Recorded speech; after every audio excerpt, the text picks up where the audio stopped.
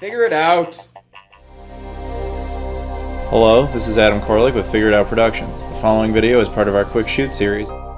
Hey guys, it's Adam here, and today I'm going to show you how to clean up, restore, and hopefully get working a PC engine. I got this at Toyrad in Milton, Ontario, Canada, and I wanted to bring it down and do a video to clean it up for you guys. And you might notice it already looks really good, almost like there's nothing wrong with it. Well, there is a reason for that. I already shot this whole video. I did the entire process, and my SD card got corrupted. Like half the footage survived and half didn't. You can see this is a little bit of footage that did survive from the beginning of what it looked like originally. Much different, obviously, than this is the ultimate result. So yeah, it ends up looking pretty good. Spoilers, but yeah, I'm just going to fill in the gaps where I can and just show you the process of the footage that didn't survive. So yeah, that's the plan here anyway. We're also going to de-yellow it. That's obviously what ultimately happens. So to begin, you flip it over. Very small console, obviously, very easy to open. There's just 4 screw points right there, and it uses a Phillips head screwdriver. So go ahead and do that. Once you have your 4 screws out, which there is a possibility that they'll end up being game bits. I'm not sure of this. I can't confirm this, but I did hear that some PC engines use game bits. If that's the case, you'll need a game bit screwdriver like you do for Nintendo consoles. But anyway, you'll take the screws out and take the bottom piece off. There's nothing else to this, just a big piece of plastic. Then you'll have your top part, which you flip over and kind of hold down like this, okay? And you'll free this piece of plastic right here on the front, which is the power switch. Put that off to the side. And then you can flip it back over like this to reveal this part. Now, there are 3 screws right there. Again, those are Phillips, so go ahead and remove those. Once you've done that, of course, this will lift up like so. There's this little piece of plastic here with 4 holes, even though there's 3 screw points. You take that off to the side, and then just kind of lift the board out and put it off to the side, and you'll be left with these 4, if you include this, pieces of plastic. At this point, if your console's dirty, unlike mine now, what you're going to want to do is clean them up with soap and water, use some brushes, etc., and just get all the dust and dirt and grime out of there. So now I'm going to put these pieces off to the side and let them dry since they're clean, and then we'll bring in the board. And there isn't really that much you can do with the board. There is this little plastic piece. You know what? I'll probably go ahead and rinse this up too, just for the hell of it. But to the actual board, I guess we can try and get some dust out of there just for the hell of it, because there's nothing much else to do. You can use compressed air, or in my case, I'm going to be using the datavac electric duster, and you just blow it in there and try to get dust out, basically.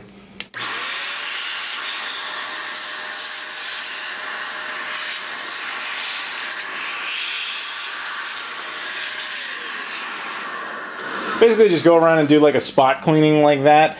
And if you see any other like obvious dusty areas that, you know, aren't coming up from that, just take like a dry Q-tip and just kind of go along like this and just get whatever little bits of dust off that you can.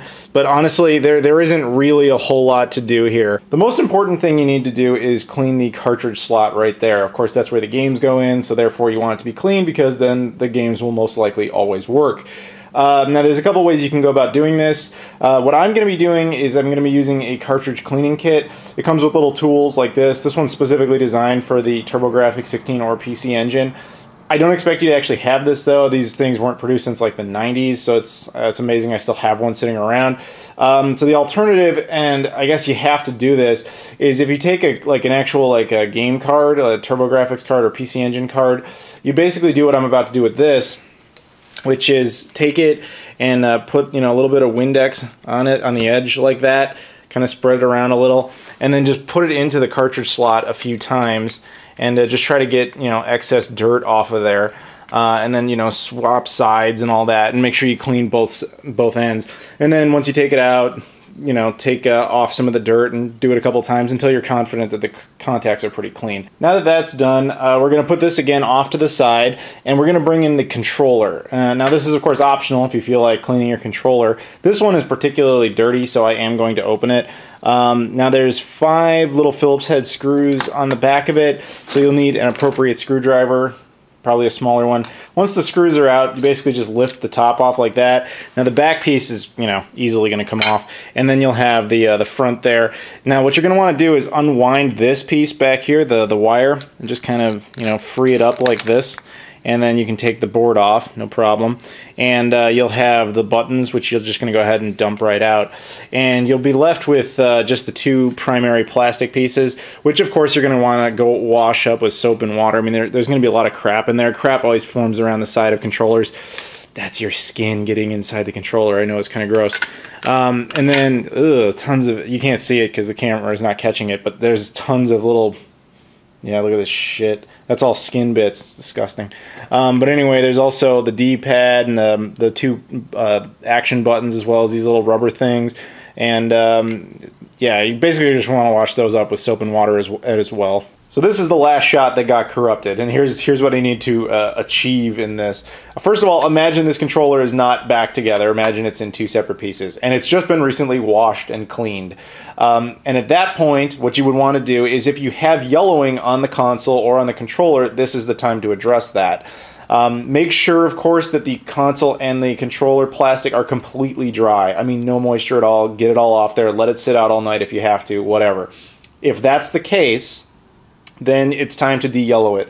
Now, there's a couple of different methods you can do for this. I've done videos on both. There's the more complicated method, and then there's the easier method. The complicated method has a lot of work involved, but the end result is amazing. The second one is much easier, but the end result is very acceptable. I compare it to, you know, burgers, basically. Like, the first one is like a home-cooked burger. You do all the work, etc., and it ends up being an awesome meal. The second one is McDonald's. So you pick. But in this video, I ended up doing the McDonald's method just because the PC Engine's yellowing is not to its core. It's just some sun stain damage, so that's all I ended up doing. Now for that, I used this. Salon Care Professional 40 Maximum Lift Volume Cream. I don't know what this actually does for hair. I assume it bleaches it. But I bought this up in Canada at a place called Sally's Beauty. I think it's a chain. I think we have them here in the States too. However, this stuff is much cheaper in Canada. This is the equivalent of about $3 a bottle for a 32-ounce bottle, or 946 milliliters, whereas in the US, I believe this is like $8 a bottle, and in Europe, assuming you can even get it, because apparently they block it in a lot of countries, it's like 30 bucks a bottle. So what you would do, if you can get it, is at this point you would put it on the plastic and just kind of cover all sides of it, the sides, the bottom, the front, etc., everything. And then you'd let it sit out in the sun or under a UV light. Now for this though, you require things like gloves, like latex gloves. You know, this stuff can cook your hands a little bit and make it at least irritate your skin. Like I said, I did 2 videos, and I'm not saying to watch those just to plug myself. Actually watch those for safety reasons. Like, don't do this unless you kind of know what you're doing, okay? But after you've done all that and you've put it on, you would basically sit it out on some plastic, which is what I ultimately do, and then let it sit in the sun. Alright, I've got them sitting out here with the stuff on them to let them de-yellow a bit. They're just going to sit in the sunlight, and this is going to be here all day. Again, if you want to know this process, please go watch those other videos. Don't just try to do this based off this video. Yeah, but at this point I'm going to let them sit out all day and then probably repeat, and this will probably happen about 5 more times. So like about 5 days is what this is going to take. Alright, as you can see, I've taken the yellowing stuff off. It's been a full day since I last shot a part like this. As you can see, the console is much whiter, is much brighter, nicer, especially here on the controllers. You can see that's a big improvement. Hopefully you can see that anyway. It's not perfect though. I am going to do another round of this. My original plan was to do about 5 rounds of this. We'll see if that's necessary. It made much more progress than I was anticipating. So yeah, we'll do a second one and go from there. So it's been another day, and I've taken all this stuff off, and so basically I did 2 coatings is what I'm saying, and it looks pretty good. It's not perfect, but I think it's as good as it's going to get. Even the controller's looking pretty good, so I'm not going to bother doing more coatings of this, so it's time to actually start putting stuff together, I think. We'll put the console here off to the side, and we'll start with the controller, and I'll take the front part here. And we'll take our buttons, like we'll take our D-pad, pop that into place, take our 2 action buttons and put those into place here. Take these little, button pad things and put those in, just like that for the start button there, as well as this. You'll see everything kind of just, it has a really obvious place that it all lines up. And yeah, then you're good to go with that part of things. And then we'll take the board here. Now remember, this has to line up, so you got these little black spots right there, and they have to go in just like that. And then this kind of wedges around underneath this. Like you put this part up here, and through there. And there you go. So if you want a closer look at that, that's how that should look. And then take our back piece, just like that, and put it on the controller. And of course you have to take the 5 little screws you took out of it and put those back into place. Alright, and the controller is back together, and I think it looks really good, considering where it started. Again, not perfect around the edges. There is still some yellowing there that maybe was just too intense. I'm not really sure. I probably could have taken care of that with more coatings, but it's okay. It's better than it was.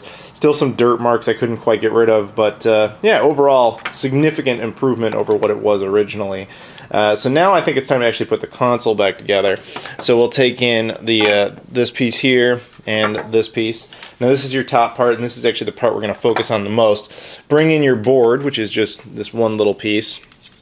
And you'll remember that this kind of goes in upside down, and that you have this plastic piece, hopefully still you didn't lose it, and you put this in here like this and line it up. Now there's 4 holes in the plastic, but there's only 3 screw points, so put it in where it fits, and take those 3 screws from before and put them into those places there. Once you have those back into place, you're going to take your power switch here, and you'll see there's an actual switch on the console, this one that goes like that. So you're going to line this part up right here. I prefer on this side, like this, so not on the left, on the right. And you put it down just like that, and essentially the console is back together at that point. Now all you have to do is take your bottom piece here and line that up, which is super easy, and then put your 4 screws back into place.